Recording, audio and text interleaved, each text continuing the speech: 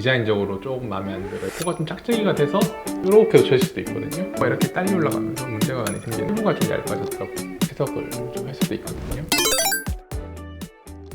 네, 안녕하세요. PSTV 시청자 여러분. 오늘은 코 재수술 언제 해야 되는지 시그널에 대해서 좀 알려드릴까 합니다. 코 재수술을 언제 해야 됩니까? 라고 여쭤보시면요, 정해진 건 없습니다. 말 그대로 코 성형이라는 게 예뻐지려고 하는 수술이기 때문에 수술을 예전에 했었는데 이런 부분이 좀 아쉬워서 재수술을 해야지 라고 오시는 분들이 대부분이세요. 예를 들어서 코가 좀 처져가지고 낮아졌어요, 아니면 라인이 조금 마음에 안 들어요, 디자인적으로 조금 마음에 안 들어요, 이렇게 오시는 경우가 많은데요. 첫 번째는요, 코가 처져서 오시는 분들이 많습니다. 수술하고 직후에는 좀 괜찮았는데 하고 나서 몇 년이 지나니까 코가 좀 많이 처졌어요 오시는 분들이 많이 계신데, 그런 분들은 이제 기본적으로 이제 우리가 원래 세웠던 지지대가 좀 많이 약해지면서 혹은 이렇게 좀 휘면서 처지는 경우가 많아가지고요, 조금 더 튼튼한 재료로 올려줘서 재수술을 해주는 게 다시 처질 확률도 적고 코가 길어 보이고 얼굴이 길어 보이는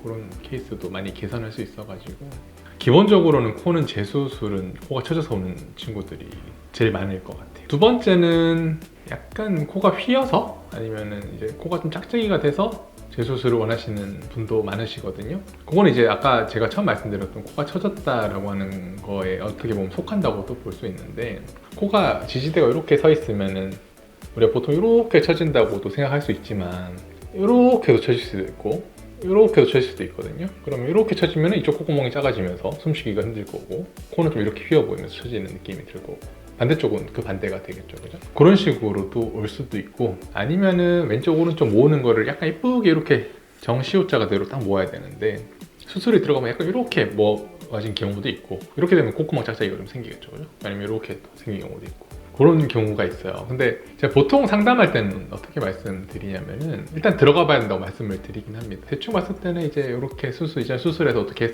해서 이렇게 생겼겠구나 라고 파악은 할 수 있는데, 사실 이 비대칭이랑 콧구멍 모양이라는 거는 누구나 다 비대칭이 있기 마련이기 때문에, 이 비대칭이 원래 있던 건지 첫 번째 수술 때문에 생긴 건지 복합적으로 보이는 건지 조금 물음표인 경우가 많아서 어느 정도는 비대칭이 있을 겁니다 라고 말씀드리는데, 그래도 이전 수술 때문에 잡힌 거는 거의 다 잡히실 겁니다.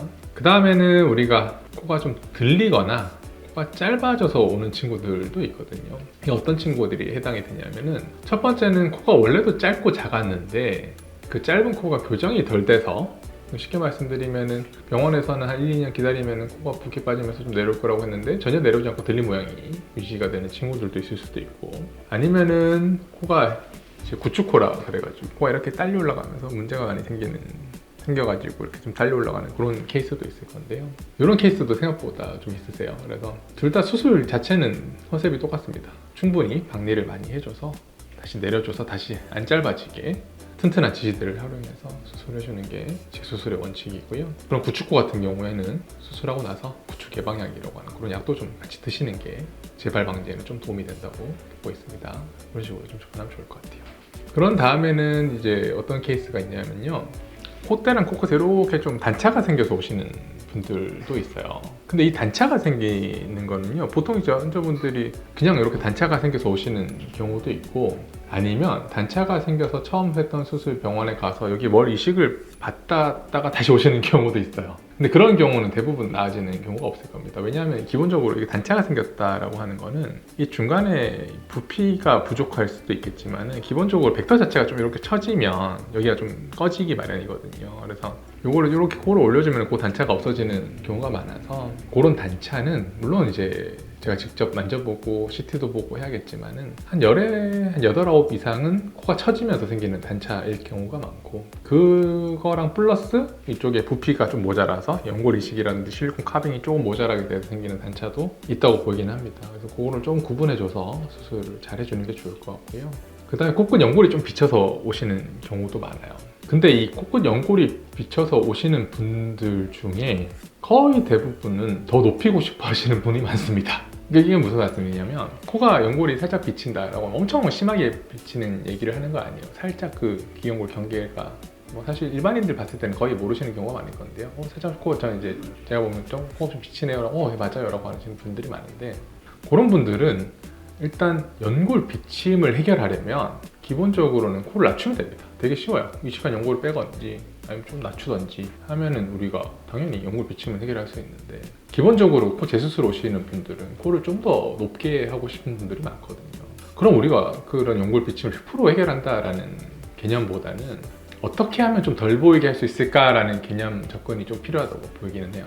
그래서 어떤 게 도움이 될 수 있을까라고 하면은, 연골이 비친다라고 하는 건 피부가 좀 얇아졌다고 해석을 좀 할 수도 있거든요. 그게 원래 피부가 얇던, 수술해서 좀 오래 지나가지고 피부가 얇아졌던 그런 경우에는 우리가 작아진 비이식을 통해 가지고 피부를 조금 이렇게 보강을 해주면 그래도 좀 덜 비치고 그래도 조금 더 동글동글하게 자연스럽게 코를 빼줄 수 있는 방법도 있어서, 그런 연골 비침이 있을 때는 크게 두 가지. 비침만 해결하고 싶으면 높이를 낮춘다. 비치면서 좀 더 높이고 뭐 라인을 더 잡고 싶다라고 하면은 재료적인 것도 좀 도움이 돼야 된다고 보이긴 합니다. 그런 것도 재수술로는 케이스 중에 꽤 많은 포션이 있고요. 그 다음에는 보통 이제 코가 좀 기능적으로도 우리가 중요한 구조물이기 때문에 수술하시고 숨쉬기 불편해요. 비염 수술을 했는데 다시 재발했어요. 이런 경우도 많으세요. 근데 그런 거는 일단 기본적으로 CT를 찍어봐야 돼요. CT를 찍어서 어느 쪽에 많이 좁아져 있는지, 흰 부분이 있다면 흰 부분이 이렇게 원인이 된다면 좀 펴주면서 해주면 비강도 좀 넓어질 거고, 아니면 뒤쪽에 합의각계가 조금 커서 그러면 그런 것도 좀 같이 기능적인 것도 수술을 해줄 수 있으면 좋을 것 같습니다. 그래서 그런 거 같은 경우는 너무 많은 케이스가 있어요. 그러니까 이게 숨쉬기 불편하다라고 접근을 했을 때 코 안쪽이 막혀 있는 건지, 바깥쪽에 있는 이전 수술 구조물 때문인지, 아니면은 합의각계 때문인지, 밸브 때문인지, 아니면 뭐 알러지 때문인지, 그런 거는 조금 구분해서 접근을 해야 되는 경우가 있어가지고요. 근데 기본적으로는 제가 경험하기로는 코가 이렇게 처지면서 한쪽이 이렇게 좀 이런 식으로 내려앉으면 이쪽이 좀 숨쉬기 좀 좁아지겠죠. 그런 케이스도 있고, 아니면 이전에 조금 두꺼운 지지대를 쓰셔서 넓게 쓰셨으면 비강이 좀 좁겠죠, 그죠? 그럼 그냥 약간 조금 지지대를 좀 얇게 들어가는 그런 케이스도 있기는 한데요. 그건 이제 CT를 보고 그때 케이스를 따라서 맞는 치료를 해주면 재수술하면서 숨 쉬는 것도 많이 좋아지실 겁니다.